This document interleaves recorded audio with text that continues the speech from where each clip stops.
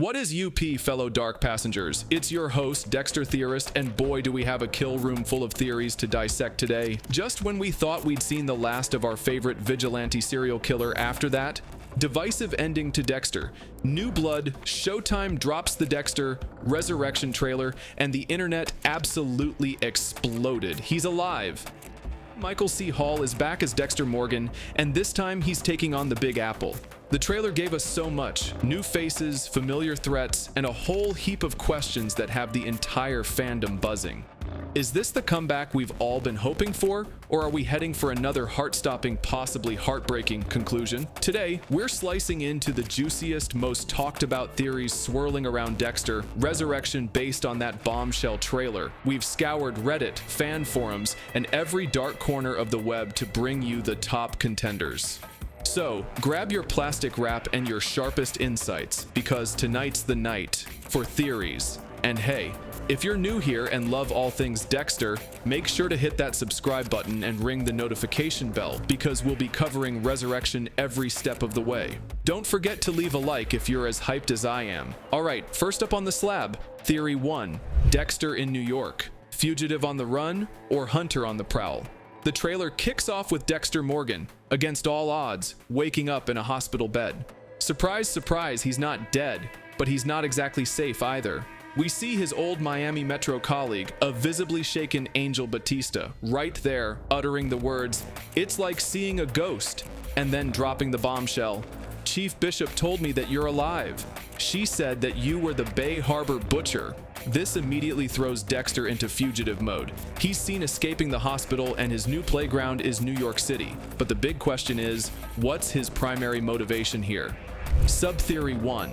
A. The fugitive. Is Dexter purely on the run?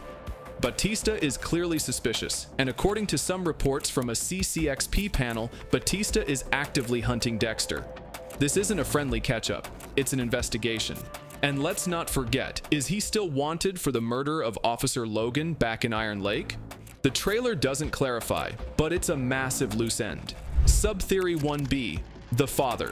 The official synopsis tells us Dexter is in NYC to find Harrison, who has vanished after the events of New Blood. How does he even know Harrison is in New York? Is it a tip, or just a father's desperate intuition? This suggests a more personal mission, perhaps even a path to redemption in his own twisted way. Sub-Theory 1C, the resurgent killer. Then we have Dexter's chilling line, "I'm tired of being careful," coupled with newspaper headlines screaming "Dark Passenger strikes again" and "Dark Passenger 7 NYPD 0. It heavily implies Dexter, or someone, is back to their old ways in NYC. Is Dexter embracing his Dark Passenger more openly in the anonymity of the big city? Or are these headlines a red herring, possibly pointing to Harrison or another new killer on the scene? The fan consensus seems to be a mix. He's definitely running from Batista, but his quest for Harrison is a powerful motivator. And let's be real, can Dexter ever truly suppress the Dark Passenger for long, especially when he's tired of being careful?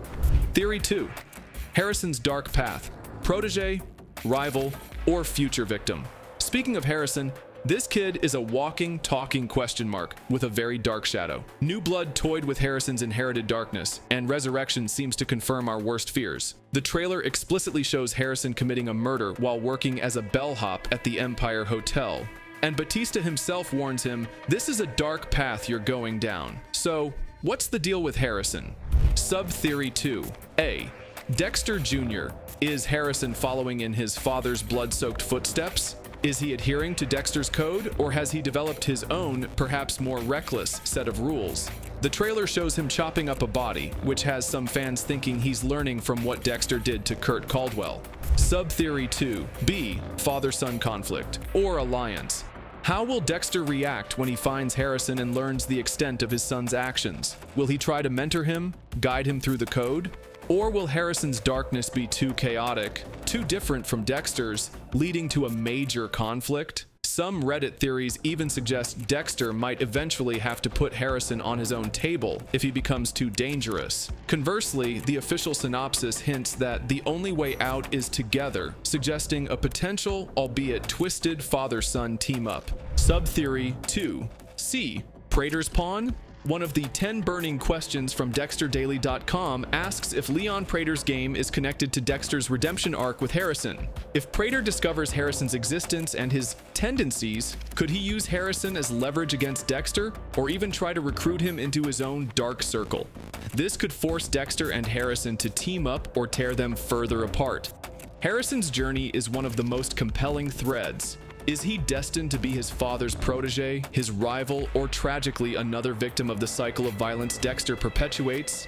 Theory 3. The Serial Killer Squad.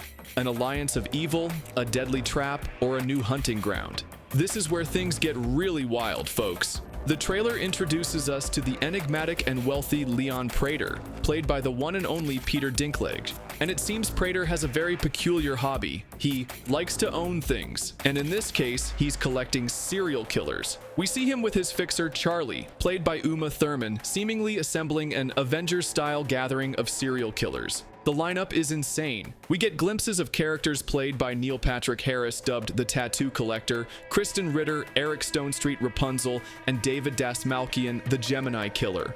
Sub-Theory 3. A. Prater's grand design. What is Prater's ultimate goal? Is he a puppet master pulling their strings for some larger, nefarious purpose? Is he running a twisted game, a competition? Or is he simply a collector of the macabre? Some fans have likened his setup to the Continental from John Wick, a safe haven for killers. Sub-Theory 3B. Dexter's role in the squad.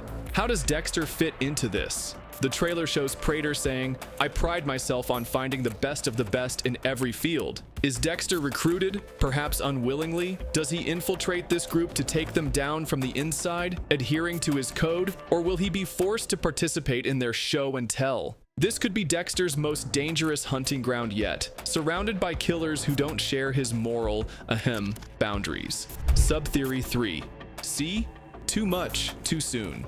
Now, some fans have voiced concerns that this serial killer Avengers concept might be a bit too outlandish, maybe even goofy or Marvel-like, straying too far from the original Dexter tone. It's a bold new direction, and the success will hinge on how well it's executed. Showrunner Clyde Phillips has even teased that some of these baddies might elude Dexter and return in future seasons, so this could be a long-term playground. This serial killer club is the biggest wild card. Will Dexter find new targets, unlikely allies, or deadly enemies within this collective? It's a fascinating and potentially terrifying prospect. Theory 4. Batista's investigation. Justice for Laguerta and the Bay Harbor Butcher. Angel Batista is back, and he's not just a friendly face from the past. Fueled by Angela Bishop's intel from New Blood, it's clear Batista is on a mission.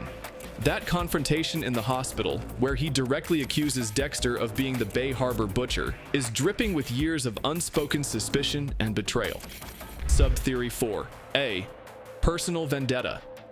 Is Batista's pursuit purely professional, or is this deeply personal?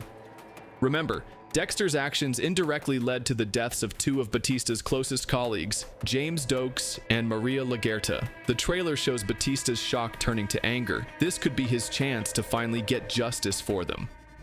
Sub-Theory 4. B. The unraveling truth. Will Batista finally be the one to expose Dexter to the world? For years, Dexter managed to evade suspicion or pin it on others. But with Batista now armed with Angela's theory and his own history with Dexter, the walls could finally be closing in for good. His interaction with Harrison, warning him about the dark path, also shows Batista is connecting the dots across generations. Sub-Theory 4. C. Ally or antagonist. Dexter Daily's burning questions ask about the true nature of Dexter and Angel's relationship now. Could there be a twist where Batista, despite his suspicions, finds himself in a position where he needs Dexter's help, or vice versa? Or is he firmly set on bringing Dexter down? The prevailing theory is that he's an antagonist, driven by a need for justice. And a lingering question for many fans: will Resurrection finally address the ketamine versus M99 plot hole from New Blood that supposedly linked Dexter to the BHB murders? It's a detail that many hope gets clarified. Batista's return isn't just a cameo, it's a reckoning. Last theory: Harry's return and Dexter's evolving psyche. One more quick theory to chew on: the return of Harry Morgan as Dexter's internal guide. In New Blood, Deb took on that role, often with a more hostile and critical tone.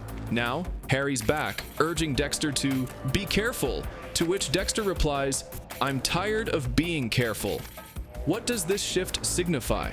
Is Dexter seeking the familiar comfort and structure of Harry's original code as he navigates this incredibly complex new world filled with other killers? Or is his rejection of Harry's caution a sign that he's evolving, or devolving, into something even less restrained?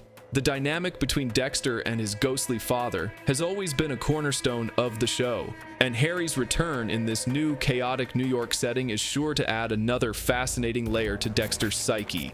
Whew. So there you have it, some of the biggest, most mind-bending theories swirling around Dexter. Resurrection after that explosive trailer. From Dexter's new life in New York and Harrison's chilling evolution, to the absolutely bonkers serial killer squad and Batista's relentless pursuit, there is so much to unpack. Fan sentiment seems to be a mix of wild excitement and cautious optimism. Many are thrilled to see Michael C. Hall back, intrigued by the new cast, but also wary after previous series endings. But one thing's for sure, we'll all be watching when Dexter Resurrection drops its 2-episode premiere on July 11th. Now, I want to hear from you. Which of these theories do you think holds the most water? What are you most excited or nervous to see in Dexter Resurrection? And do you have any killer theories of your own? Drop them all in the comments below. Let's get this discussion going. If you enjoyed this breakdown, please give this video a massive thumbs up. And if you haven't already, slice that subscribe button and the notification bell so you don't miss any of our upcoming Dexter Resurrection coverage, including episode reviews, further theory dives, and much more. Thanks for watching, and until next time, try to stick to the code, or at least don't get caught.